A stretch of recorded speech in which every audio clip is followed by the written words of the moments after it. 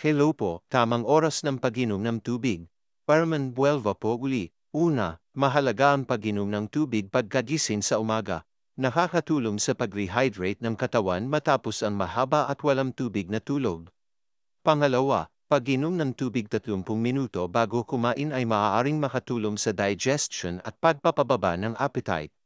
Pangatlo, habang kumakain, mahalaga ang pag-inom ng maliit na halaga ng tubig. Nakakatulong sa digestion at pag-breakdown ng pagkain. Ika-apat, pag-inom ng tubig pagkatapos mag-ehersisyo ay mahalaga para mapalitan ang nawalang fluids dahil sa pagpapawis.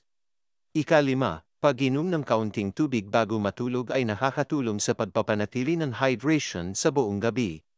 Gaano kadami ang dapat inumin? Una, inirekomendang dami ng tubig ay depende sa edad, kasarian, timbang, at aktibidad ng isang tao.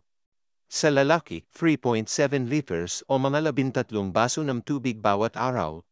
Sa babae, 2.7 liters o mga 9 na baso ng tubig bawat araw.